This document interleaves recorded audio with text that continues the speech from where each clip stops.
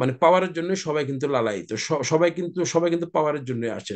সত্যিকার অর্থে আমরা দেশের জন্য কতজন রাজনীতি করেন, জনগণের জন্য কতজন রাজনীতি করেন, এটা নিয়ে সন্ধিহান আছে। বিকজ আমরা অতীতের রাজনীতিও দেখেছি। অতীতের যদি সবাই যদি দেশের জন্য জনগণের যদি যদি করতেন, তাহলে হয়তো এক এগারোর মতো পরিস্থিতিও কিন্তু ঘটতো না।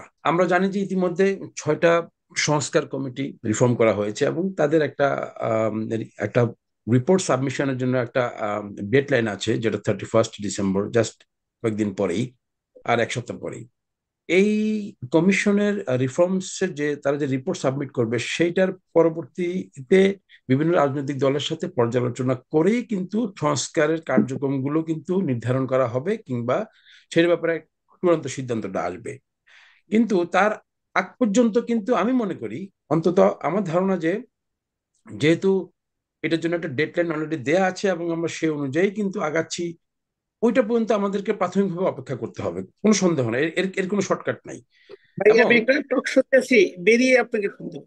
টক শোতে আছি একটা। আচ্ছা, তো, তারপরে এখন আহ, তো আমি আসলে খেয়ে ফেলে বললাম। যাই হোক, এখন 31শে ডিসেম্বরের পর যখন আমাদের দেশ 6টা সংস্কার কমিটি যখন আমাদেরকে বিভিন্ন ধরনের রিফর্মস গুলো আমাদেরকে প্রপোজাল দেবে, তখন আমি মনে করি যে এই ইন্টারিম গভর্নমেন্টের তারা তাদের কাজের প্রায়োরিটি লিস্টটা কিন্তু ফাইনালি তৈরি করতে পারবে। এবং আমি আপনার এই অনুষ্ঠানেও কিন্তু এর আগে একবার বলেছিলাম যে এই ইন্টারিম গভর্নমেন্টের 3 ধরনের কাজের প্রায়োরিটি তৈরি করা উচিত। সেটা, প্রথম ধাপটা হবে অবশ্যই করণীয়, যেগুলো এই ইন্টারিম গভর্নমেন্টকে অবশ্যই অবশ্যই করতে হবে, যেটা না করলে আমাদের জুলাই আগস্টের যে উদ্দেশ্য, সে উদ্দেশ্য ব্যাহত হবে। জনগণের যে আকাঙ্ক্ষা, সে আকাঙ্ক্ষা ব্যাহত হবে। অর্থাৎ একটা সুষ্ঠু সুন্দর নির্বাচন, অংশগ্রহণমূলক নির্বাচনের জন্য যে গ্রাউন্ডগুলো আমার দরকার, সেই গ্রাউন্ডগুলো আমাকে রিফর্মস করতে হবে, এটা কোনো বিকল্প নাই। ওই অবশ্য করণীয় যে রিফর্মস গুলো, সেগুলোকে আমি ফার্স্ট প্রায়োরিটিতে রাখবো। তৃতীয় পর্যায়ের কিছু রিফর্মস এর জন্য তালিকা থাকবেন, যেগুলো এই ইন্টেরিয়াম গভর্নমেন্ট শুরু করে দিয়ে যেতে পারেন, অর্থাৎ চলমান প্রক্রিয়া, যেটা একটা লং টার্মের কিছু কিছু থাকবে, যেগুলো স্টার্ট করে যাবেন, এবং সেগুলোকে আইনিভাবে এমনভাবে বাধ্যবাধকতা রাখবেন যাতে করে পরবর্তী যে কোনো সরকার আসুক, যেই ক্ষমতায় আসুক, তারা সেই রিফর্মস গুলোকে চলমান রাখবে। এবং তৃতীয় পর্যায়ে কিছু রিফর্মস তাদেরকে নির্ধারণ করে রাখতে হবে, যেগুলো অঙ্গীকারবদ্ধভাবে, যেটা ব্যারিস্টার নাজির আহমেদও বলেছিলেন, যে আমাদেরকে জবাবদিহিতামূলক এ ধরনের সংস্কার রাখতে হবে, যে পরবর্তী সরকার আসলে যাতে ওই রিফর্মস গুলো অবশ্যই তারা যাতে করেন।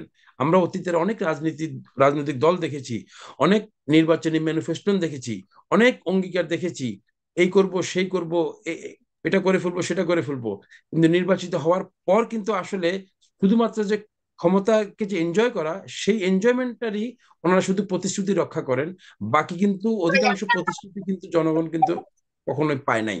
সো এই জন্য এই রিফর্মস গুলো এত বেশি জরুরি।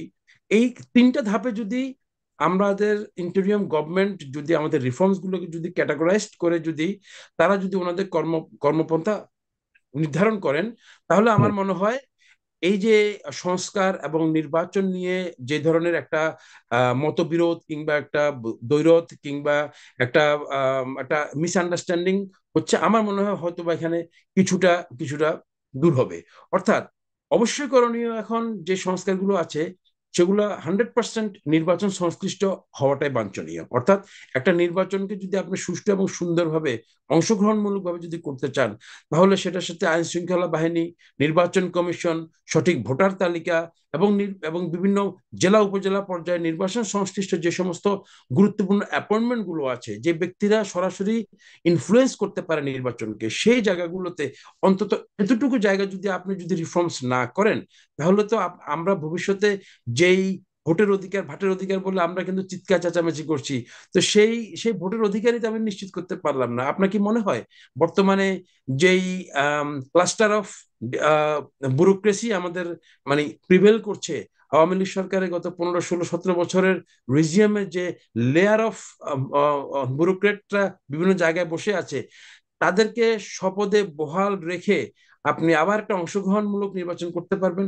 আপনি তো এখন পর্যন্ত আহ, আপনি তো এখন পর্যন্ত তাদের বিভিন্ন ধরনের অপকর্ম দাবি দেওয়ার জন্য মাঠে আন্দোলন বিক্ষোভ, সেগুলোই আপনি কিন্তু অত নিবৃত্ত করতে পারতেছেন না। সুতরাং এই নির্বাচনটাকে যদি আপনি জনগণের এবং আপনার কাঙ্ক্ষিত নির্বাচন করতে চান, তাহলে এই রিফর্মস গুলো, নির্বাচন সংশ্লিষ্ট রিফর্মস গুলোকে 100% করতে হবে। এর আগে নির্বাচন যদি করা হয়, তাহলে আমি মনে করবো যে আমরা আবার সব স্বরূপে ফেরত যাব, কোনো সন্দেহ নাই। এবং দ্বিতীয় যে রিফর্মস গুলো আমি বলেছি, সেগুলো এই সরকারটা শুরু করে দিয়ে যাবে, এবং পরবর্তী দলগুলো অবশ্যই তারা অঙ্গীকারবদ্ধ থাকবে, এগুলো চলমান থাকবে, এবং এগুলোর যেই অন্তিম রূপ বা যে আকাঙ্ক্ষা, সেই আকাঙ্ক্ষা পর্যন্ত তাদেরকে পৌঁছাতে হবে। এবং কিছু তারা প্রস্তাবনা রেখে যাবে তৃতীয় পর্যায়ে, যেগুলো যে সরকার আসবে তারা অবশ্যই করবে। এই রিফর্মস কমিটির প্রস্তাবনার পর রাজনৈতিক দলগুলোর সাথে বসে ইন্টারিম গভর্নমেন্ট তাদের এই সংস্কারের যদি এরকম একটা কর্ম পরিকল্পনা তৈরি করে এবং 3টা প্রায়োরিটি লিস্টের মধ্যে যদি করে, তাহলে আমার মনে হয় ওনাদের কাজ করতে যেমন সুবিধা হবে, প্রায়োরিটি বেসিসে ওনারা কিন্তু সংস্কারগুলোও কিন্তু একটু প্রায়োরিটাইজ দিয়ে করতে পারবে। অর্থাৎ হযবরল ভাবে বিভিন্ন ধরনের সংস্কার থেকে কিন্তু আমরা কিন্তু অর্থাৎ এক অর্থাৎ একসাথে সমস্ত কাজ কিন্তু আমাদের জটলা পেকে যাবে না। তখন আমি এই সংস্কার এবং সংস্কার চাওয়া এবং নির্বাচন, এই দুটো নিয়ে কিন্তু রাজনৈতিক দলগুলো এবং ইন্টারিম গভর্নমেন্টের সাথে একটা টানাপোড়েন চলতেছে। হ্যাঁ, ডেফিনেটলি আমি রাজনৈতিক দলগুলো তারা যে নির্বাচন চাচ্ছে সেটাকে আমি তাদের যে অতিরঞ্জিত চাওয়া বা অপ্রত্যাশিত চাওয়া আমি সেটাও বলবো না। ডেফিনেটলি তারা তারা ভোটের রাজনীতি করেন, তারা পাওয়ারে আসতে চান। যে কেউ, আমাদের দেশের রাজনীতিতে কালচার হচ্ছে গিয়ে মানে পাওয়ারের জন্য সবাই কিন্তু লালায়িত, সবাই কিন্তু পাওয়ারের জন্য আসে। সত্যিকার অর্থে আমরা দেশের জন্য কতজন রাজনীতি করেন, জনগণের জন্য কতজন রাজনীতি করেন, এটা নিয়ে সন্ধিহান আছে। বিকজ আমরা অতীতের রাজনীতিও দেখেছি। অতীতের যদি সবাই যদি দেশের জন্য, জনগণের যদি যদি করতেন, তাহলে হয়তো এক এগারোর মতো পরিস্থিতিও কিন্তু ঘটতো না। হুম। অর্থাৎ তখনকার সরকারও কিন্তু খুব যে জনগণের যে আকাঙ্ক্ষা পূরণ করতে পেরেছে সেটাও যেমন না। আর 2009 থেকে 24 তো কোনো ধরনের আকাঙ্ক্ষা পূরণে তারা সম্পূর্ণ ব্যর্থ হয়েছে, এবং দেশটাকে চরম অরাজকতা এবং ভবিষ্যৎটাকে আরো বেশি অন্ধকারের দিকে নিয়ে যাওয়ার মানে পথে ছিল বলেই কিন্তু এই অভ্যুত্থানটা। সো আমরা কিন্তু যুগে যুগে কিন্তু আমাদের রাজনীতির, বছরের পর বছর আমাদের রাজনীতির আমরা খারাপ দিকগুলো দেখেছি, যে কারণে জনগণের আসলে আস্থার জায়গাটা হচ্ছে গিয়ে একমাত্রই যে কিছু তাদের যে চাহিদা, সে সংস্কারগুলো যদি না হয়, তাহলে তাদের আস্থার জায়গাটা এতটাই বেশি নড়বড়ে যে যে কোনো রাজনৈতিক দল, ভবিষ্যতে যে রাজনৈতিক দলগুলো অলরেডি পরীক্ষিত, যারা দেশে এসেছেন, পাওয়ারে এসেছেন, তারা কিন্তু অলরেডি পরীক্ষিত, তারা কিন্তু তাদের সেই পরীক্ষায় জনগণের কাছে কতটা নাম্বার পেয়েছেন তারাই ভালো জানেন। সবাইকে কিন্তু জনগণ কিন্তু টেনে হেসড়ে আন্দোলন করে কিন্তু নামাতে বাধ্য হয়েছে। অর্থাৎ তারা কিন্তু ওই পরীক্ষা কতটুকু পাশ করেছেন জানি না। এই জন্যই আমি মনে করি যে জনগণের, অর্থাৎ সংস্কারের প্রতি তাদের আকাঙ্ক্ষা এই জন্যই বেশি, কারণ জনগণের রাজনৈতিক দলগুলো আসলে যে সংস্কার করবে, এই জায়গায় চরম আস্থার অভাব আছে রাজনৈতিক দলগুলোর প্রতি জনগণের। এই আস্থার জায়গাটা নেই বলেই কিন্তু সবাই চাচ্ছে আগে সংস্কার, তারপরে অর্থাৎ সংস্কার করার পর যাতে যে দলটা আসবে তারা যাতে একটা বাধ্যবাধকতার মধ্যে থাকে, তারা যাতে আবার স্বৈর শাসকের মতো তাদের পূর্বের রূপে কিংবা স্বৈর শাসকের রূপে ফেরত যেতে না পারে, সেই পথটা যদি বন্ধ করা যায়, তাহলে আমার মনে হয় ভবিষ্যতে রাজনীতি যত তাহলে পরিষ্কার হবে। সেটির জন্য আসলে কতটুকু যৌক্তিক সময়ের কথা বলা হচ্ছে? যারা বেশ ওমর ফারুক যৌক্তিক সময় দিতে রাজি?